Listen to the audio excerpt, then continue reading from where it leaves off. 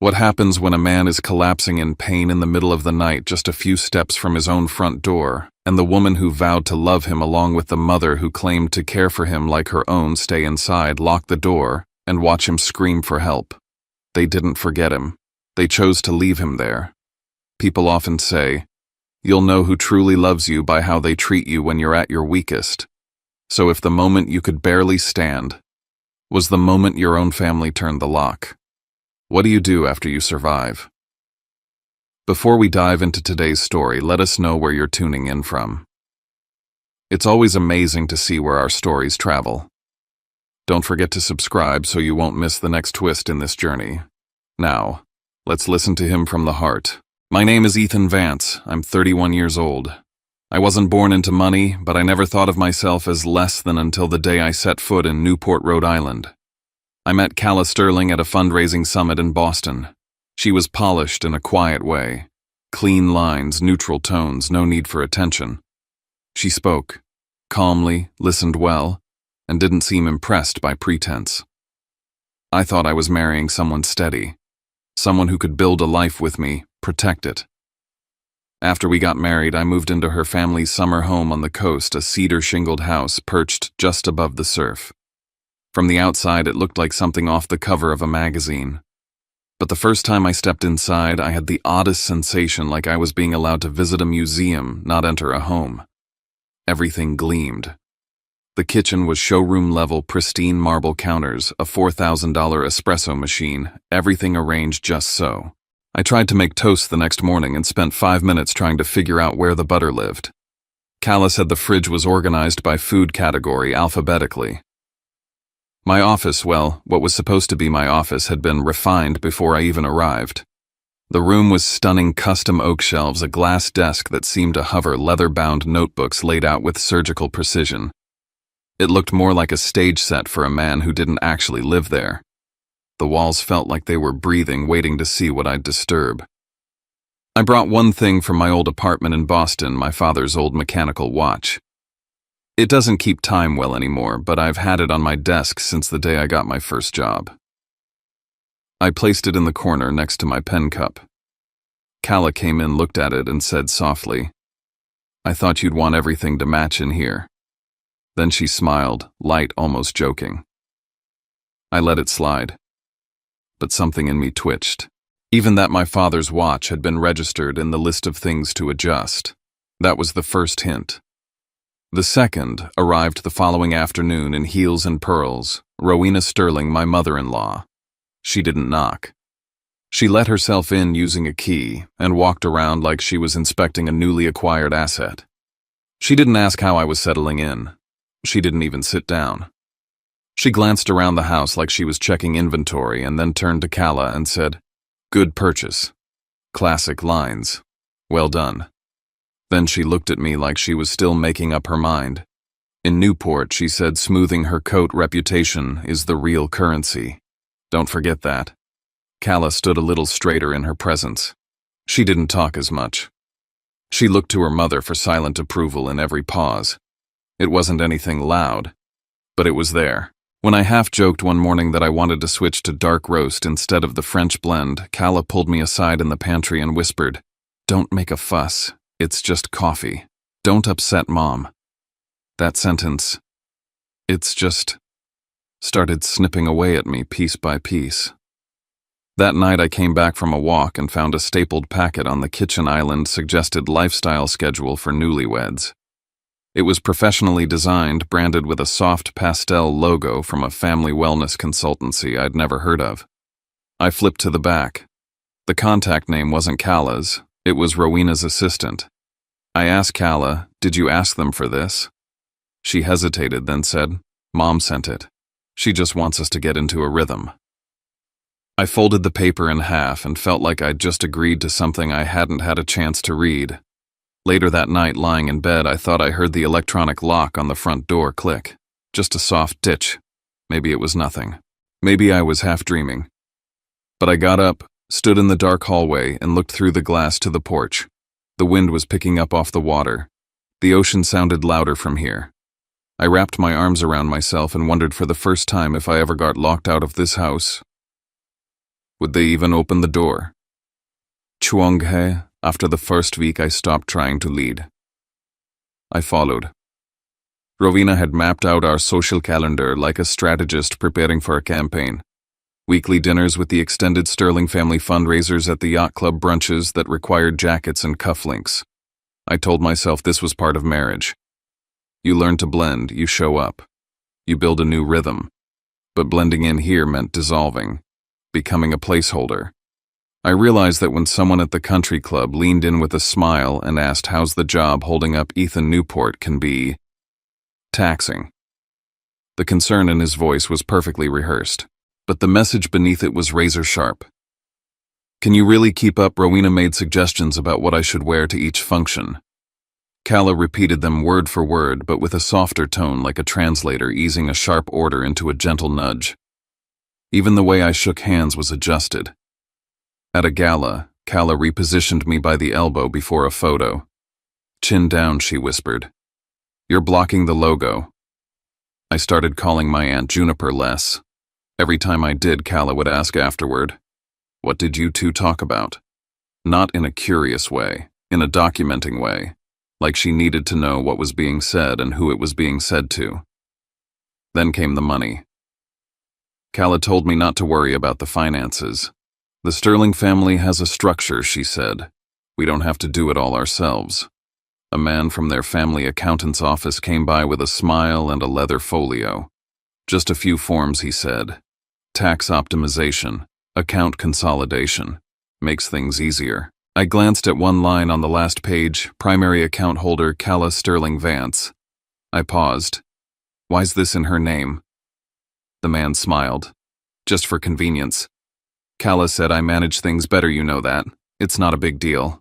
I told myself this was trust. This was partnership. But something inside me, the part that used to drive my own damn car, felt the steering wheel vanish. It came to a head when Rowena brought up the watch again. She stood in my office doorway, eyes scanning the room. That old clock is a bit off theme, don't you think? I turned and met her eyes. That doesn't get moved. She said nothing. Just looked at me for a beat too long, then turned her gaze to Calla, who had followed behind her like an echo. Nothing else was said. But something was logged. A few days later, I got a letter from the bank addressed to me but already opened. It was sitting neatly on the kitchen counter. I asked Calla, did you open this? She didn't blink. Mom said financial mail can get lost. She asked someone to keep an eye out.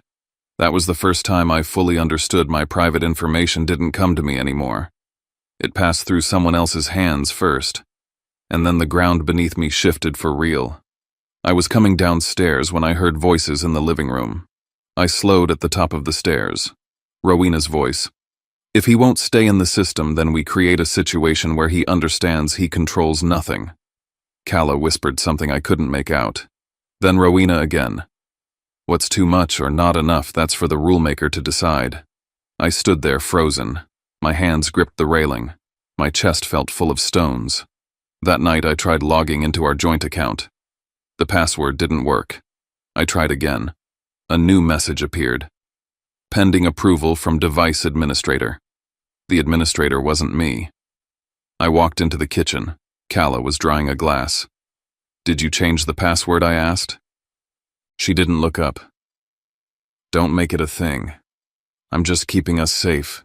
Safe. That was the word she used. But what I felt was anything but. That night, lying awake in a house I no longer recognized, I realized something terrifying. They weren't just managing behavior here. They were managing breath. And mine was no longer mine to take. I didn't tell anyone I was in pain. Not because I wanted to play hero, but because I knew deep down, pain was the one thing I had left that still belonged to me. It started with tension in my stomach, sleepless nights, that slow burning pressure under my ribs that never quite went away. I figured it was stress. Or maybe my body just learning to grieve something my mind hadn't caught up with. I'd been grinding my teeth in my sleep, waking up drenched, gritting through the day in a house that felt like a showroom with eyes. Calla noticed. Of course she did. One morning over coffee, she reached across the counter and touched my wrist, not warmly, just efficiently, and said, "You should see someone. A real doctor. Quiet, discreet. Mom knows one." I told her I had a primary care doctor already. Someone I trusted. Someone who knew me before Newport. The next afternoon, Rowena showed up with a printed appointment card and a tone that didn't invite discussion. She placed it in my hand like a prescription and said, "Go so we can all move forward." The office was in Providence, sleek, quiet, absurdly expensive.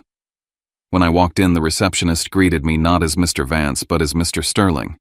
I corrected her. She blinked once and nodded like it didn't matter. Inside, the furniture was all soft lines and neutral tones. The questions they asked didn't center on symptoms. They centered on temperament. Did I ever feel irritable? Did I have mood swings? Had I ever been difficult to communicate with when under stress? I kept my answers clipped and plain. Calla sat in the corner, legs crossed at the ankle, nodding occasionally. Not once did she look at me. When I got home, there was a printout from that same appointment and a stack of gala invitations on the kitchen counter. I pulled it out. It was a treatment observation summary. My name was at the top, but the recipient field read, Rowena S. I stared at it for a long time. "Why does your mother have this?" I asked. Calla barely looked up from the stovetop. "She's just helping. Don't make it a thing." That phrase, "don't make it a thing," had started showing up more and more. But by then, the thing was making itself. Later that night, I downloaded the app for our home's smart lock system. I'd never thought much about it. Calla set most of it up when we moved in, but something inside me whispered check. I opened the admin list. 2 names, Calla Sterling, and another account labeled RS. I stood still for a full minute watching those 2 initials glow back at me. I didn't even ask why anymore. I asked how long. I asked what else. When I confronted Calla, her tone was flat. "Mom needs access in case we're not home. That's all. That was not all. That was never all." Then came Delaney's wedding announcement. Everything in the Sterling orbit shifted overnight. Rowena became a steamroller of timelines and floral schemes, and I somehow became a liability. "She needs to focus," Rowena said. "Let's avoid any distractions." Distractions meant me. My presence, my health, my tone, my posture. Calla started tracking my whereabouts. I'd mention I had lunch with an old friend and she'd already know where and when. She called it checking in. One evening, Rowena appeared with a manila folder. "Advance directive," she said. "Everyone should have one." I flipped through the paperwork. Legal language, sterile fonts. Lines about incapacitation and authorized surrogates. If I ever became unable to make sound decisions, Calla would take charge. The secondary advisor slot pre-filled with Rowena's name. "Why now?" I asked. "Because I don't like surprises," she replied, serene. And that's when it clicked. This wasn't reaction. This was choreography. Later that night, I heard Calla in the bathroom whispering into her phone. She didn't know I was up or that I could hear. "He still hasn't signed. But if he has another flare-up, Mom will handle it." I opened the hallway door. Calla stepped out like nothing had happened. There was a new security camera above the porch. A small one, sleek, aimed at the front steps like a trap waiting to be triggered. And I realized something bone deep. They weren't just preparing for the day I broke, they were planning the script for it. So I stopped reacting and started recording. Every document, every access change, every whisper. Because if they were building a case for who I was when I was sick, I'd better start building the truth of who I was while I was still clear. There comes a point where suspicion stops being paranoia and becomes preparation. That point came the morning I noticed my father's watch, my only keepsake from the life before Newport, was gone from my desk. I found it tucked into a drawer wrapped in tissue like it had been decluttered. When I brought it back out, Calla walked past and said I was just tidying up. That watch had been on that desk every day since I moved in. Calla had never touched it before. I placed it back carefully. The next day, Rowena saw it and said, "Clinging to the past can be destabilizing, Ethan." I looked her straight in the eye. destabilizing to whom she didn't blink. In this family, those who are vulnerable get managed. I'd been managed enough, so I doubled down. I created a full timeline when Rowena came over, when passwords were changed, who I spoke to, and when. I took screenshots of every setting on the smart lock system. I stored everything in a hidden cloud folder, backed it up to a USB, and tucked that into the hollow base of the watch box my dad left me. Around us, Newport spun on. We attended a charity event, a small one handpicked by Rowena to make us look stable. Calla prepped me beforehand like a campaign manager before a debate. Don't mention your stomach. Don't talk about stress. Say we're happy.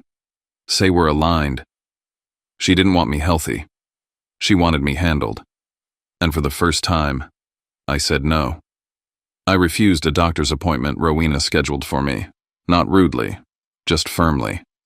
Calla didn't plead, she snapped. You make everything harder. You want Mom to think you're incapable. No, I said. Do you? There was a pause. She looked down, then up again. I want peace in this house. It wasn't peace she wanted. It was silence. A few days later, a wealth advisor from the Sterling family office came to the house. Just some routine account optimizations, he said with a smile. Paperwork for joint access device security continuity protocols. I scanned the stack. Terms I'd learned to fear: authorized contact, trusted device, secure proxy. Buried inside was a clause changing primary access to Calla's device. The emergency contact Rowena. I handed the papers back. I'm not signing this. The man shrugged. That's the Sterling standard. That evening I checked my online banking. The system had flagged a trusted device update. New authentication, new phone number. It wasn't my number. It was a burner Calla once gave me just in case. My stomach clenched. They were moving pieces without me, because they didn't need me. Then came the final blow. I was in the hallway outside the guest room when I heard Calla on the phone again. If he gets worse, do exactly what Mom told you. Don't let him call anyone. She wasn't planning for recovery. She was rehearsing containment. That night the pain in my gut returned, not dull this time. Sharp. Twisting. I sat in the dark holding my dad's watch, and for the first time, I considered leaving. Not out of fear, but because I finally understood what they feared most, me still lucid, still standing. So I started writing my own script, and the next time they pushed, I'd be ready. By then I had learned something important about survival in that house. The loudest move was silence. I stopped confronting. I stopped asking follow-up questions that led nowhere.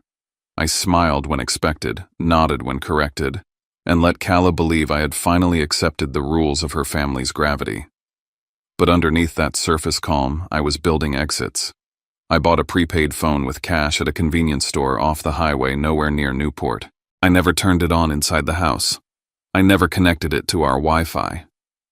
Late one afternoon, parked near the marina with my car engine running, I called my Aunt Juniper. I kept it short. Too many details would only confuse her.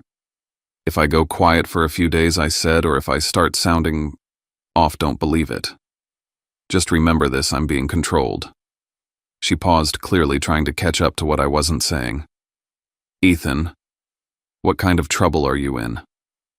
The kind where trouble looks polite, I answered.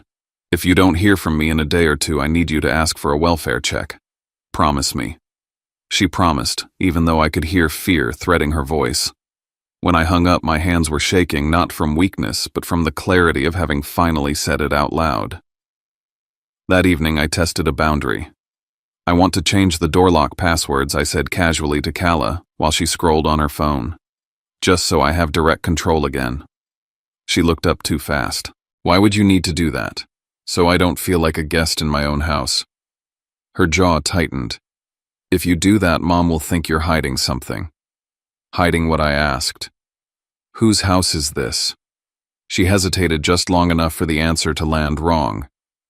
It's the family's.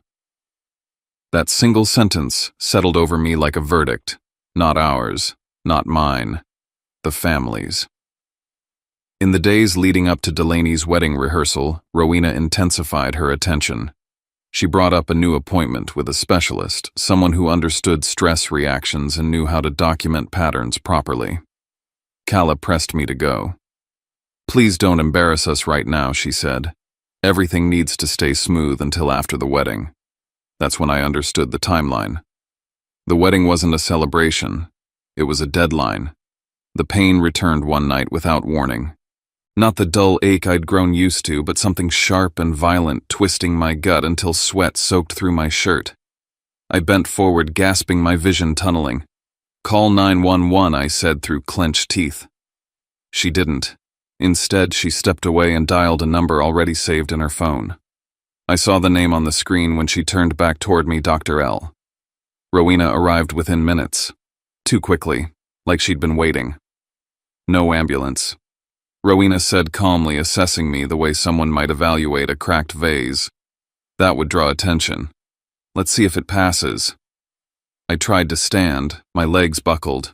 I reached for my phone and Calla gently but firmly took my wrist. "Don't make it worse," she said. "Just breathe." The room spun. My mouth tasted metallic. I realized then that this wasn't neglect, it was direction. "I just need air," I said. "Let me step onto the porch." Rowena nodded. "That's fine. Cold air helps." I slipped the prepaid phone into my pocket as I pushed the door open. The night air hit me hard, damp, and sharp off the water. I leaned against the railing, shaking, barely able to stay upright. With trembling fingers, I sent one text to Juniper. "If I don't reply in 24 hours, call the police. Welfare check." I forced myself back inside, slumping onto the couch, breathing shallow, playing compliant. They hovered satisfied, already moving on to the next thing on their mental list. Later, when the pain eased just enough to think, I checked the smart lock app. The access log showed activity I hadn't initiated. An admin update. Time stamped to the minute my pain had started. The admin account wasn't mine. When I asked Calla quietly, "If something really happens to me, who would you call?" she didn't answer right away. Then she said, "I'd call someone who knows how to keep things from becoming a big situation." That was the moment I understood the hierarchy clearly. My survival ranked below the family's image. The pain faded by morning, but I knew it wasn't gone. I saved screenshots of the lock logs and call history. I hid them carefully. And I went to sleep, knowing one thing with certainty: the next time my body failed me, they wouldn't hesitate. The second collapse came on a night when the rain wouldn't stop. It started suddenly, far worse than before. A tearing sensation that dropped me to my knees, nausea flooding my throat, my ears ringing like alarms going unanswered. I crawled across the living room carpet, knocking into furniture, barely able to breathe. "Call 911, I said. "Now. Don't call your mother." Calla stood over me, phone in hand. She looked at my face, really looked at it for a long second. Then she turned away and dialed Rowena. When Rowena arrived, she was composed, almost serene. She said I was panicking, that I needed control, not chaos. She told Calla to put the car keys and my wallet out of reach. She lifted my phone and placed it on the top shelf of the pantry. "You're not thinking clearly," Calla said, blocking me when I reached for it. I couldn't argue. I could barely speak. "I need air," I whispered.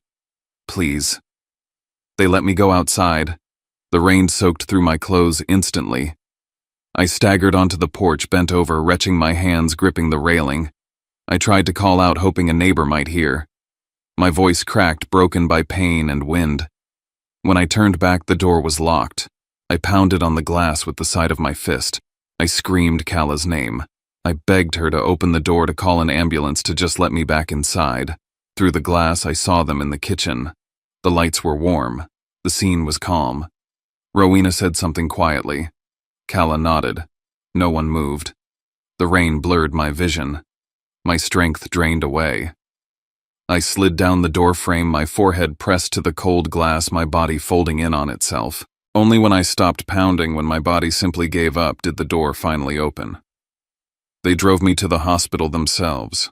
No sirens, no urgency. In the car, Rowena leaned forward and said, "At the hospital, tell them you were anxious, that you overreacted. In the emergency room, she spoke for me while I lay shaking on the gurney. She told the nurse I had a history of panic. Calla filled in details that made me sound unstable, unreliable. I tried to speak, but my voice came out weak and broken. Then a nurse named Tamsin met my eyes. She watched how Rowena positioned herself between me and the staff. She asked me questions directly and waited for my answers. "He was locked outside," I managed to say. "They wouldn't call for help." Her expression changed, not dramatic, just alert. She documented carefully. She asked who was authorized to speak for me. When Rowena produced paperwork, Tamsin asked me directly if I agreed. "I don't," I said. "I can decide." Rowena went quiet. Later in the dim hospital room, I heard Rowena whisper to Calla in the hallway. "They need to see he's not well. After that, everything gets easier." I lay there staring at the ceiling. My body wrecked my mind clear for the first time in months. This wasn't confusion. This wasn't misunderstanding. I had been locked outside while begging for help, and I knew exactly what I was going to do next. Not tonight, not loudly, but I would leave. And this time, I would be the one holding the keys. Recovery brought clarity, not comfort. While I was still in the hospital, I asked for my records, everything. Arrival times, staff notes, who spoke for me, what was said while I was barely conscious. Tamsin helped make sure my statement was added in plain language, that I had been locked outside while in severe pain, prevented from calling for emergency help, and taken to the ER only when my condition worsened. I restricted access to my medical information, removing Rowena entirely and limiting Calla to the minimum allowed. When Rowena tried to reassert control with paperwork, the staff asked me directly. I said no. That ended it. When Calla visited, I didn't mention the porch or the lock. I apologized for making things tense and said I wanted peace before Delaney's wedding. I thanked Rowena by text for looking out for me. They believed it. They relaxed. Back at the house, I watched and recorded. I rebuilt the timeline, password changes, doctor visits, the night on the porch. I pulled the lock logs and saved copies. A neighbor's camera had caught me on the steps, bent over, pounding on the glass, while the kitchen lights glowed inside. I stored everything in layers, private cloud, external drive, and a USB hidden in my father's watch box.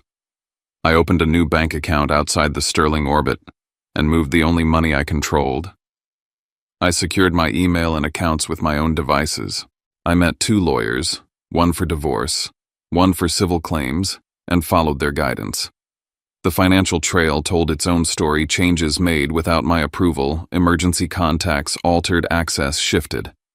On their advice, I requested temporary holds on shared accounts due to unauthorized changes and risk of financial abuse.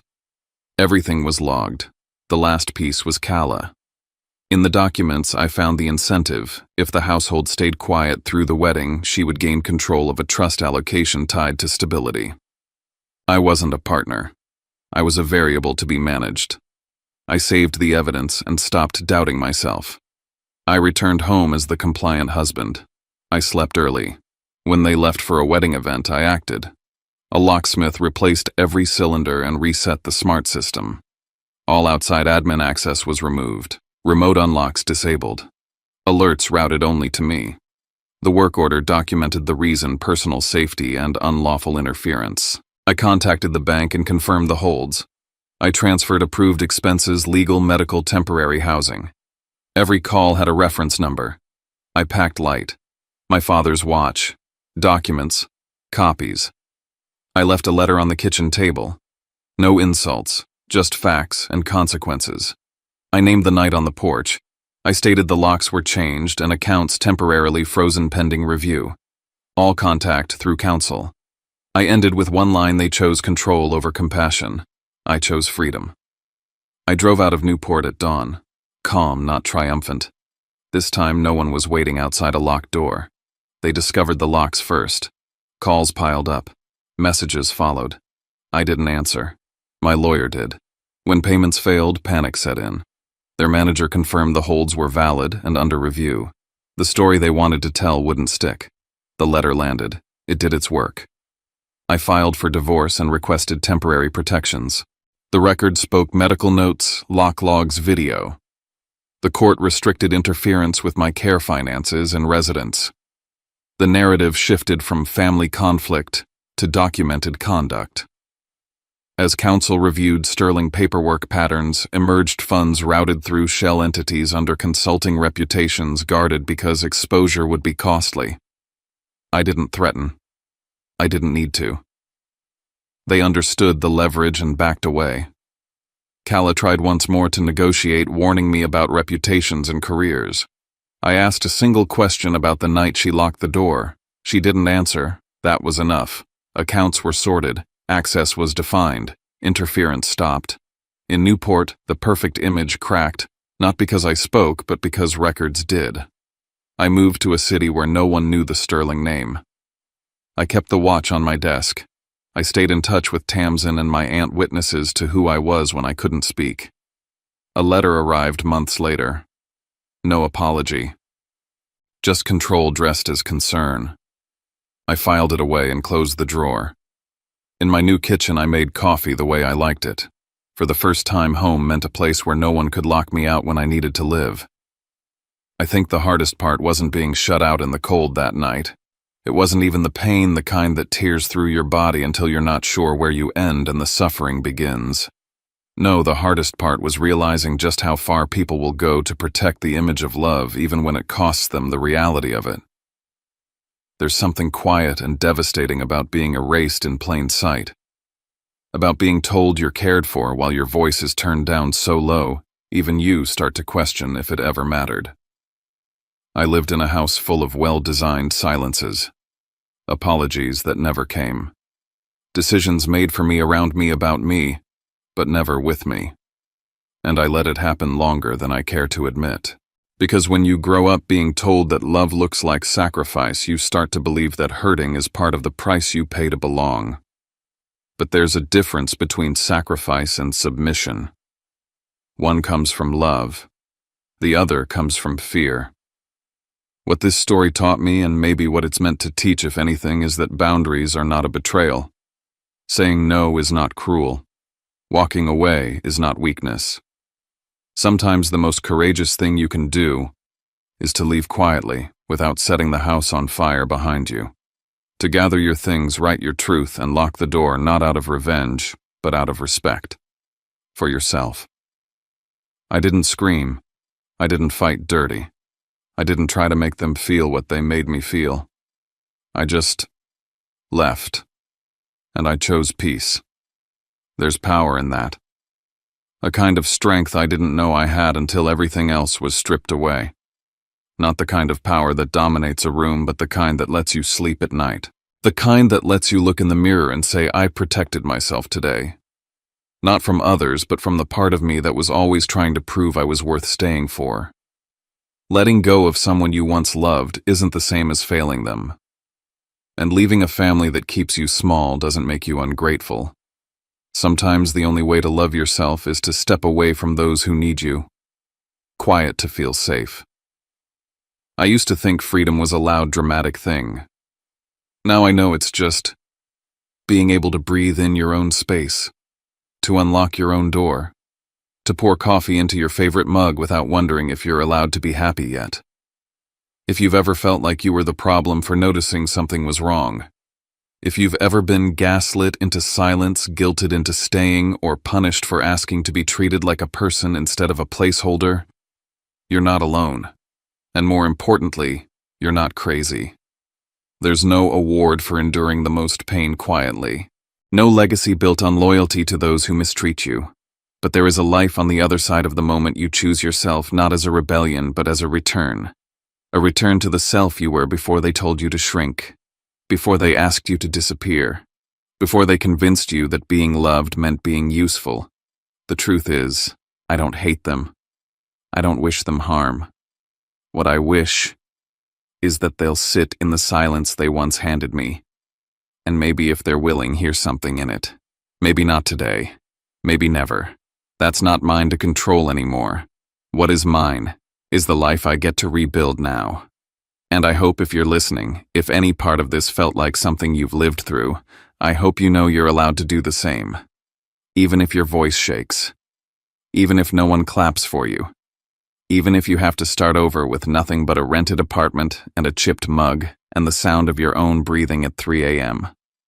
Start anyway, because the most sacred kind of freedom isn't granted, it's reclaimed. And sometimes it starts with one small, quiet act of courage, like changing the locks. When we feel trapped like there's no way out, it's easy to forget that we have the power to change our story. It's not about fighting back in loud, dramatic ways. It's in the quiet decisions we make, the ones that feel hard to take but are essential to reclaiming our peace. This story isn't just mine. It's a reminder that even when we're up against people we love, we have the right to protect ourselves, to carve out spaces where we can breathe, and to walk away when that's what it takes. Life is complicated, messy, and sometimes we don't know what we're doing until we're in the middle of it, questioning every choice. But there's grace in learning from the struggle. There's wisdom in knowing that even in our hardest moments we can choose compassion for ourselves and for others. No one's perfect, but the journey to healing often starts with that first quiet act of saying, "I choose me." If something in this story spoke to you, or if you've been there too, I'd love to hear your thoughts. Feel free to share a few lines below. This space is for all of us to listen, reflect, and understand that we're not alone in this. And if you want to stay with us for more stories where we dive deeper into life's challenges and the lessons hidden within them, don't forget to subscribe. We're all in this together, sharing, learning, and growing. Take care, and I'll see you next time.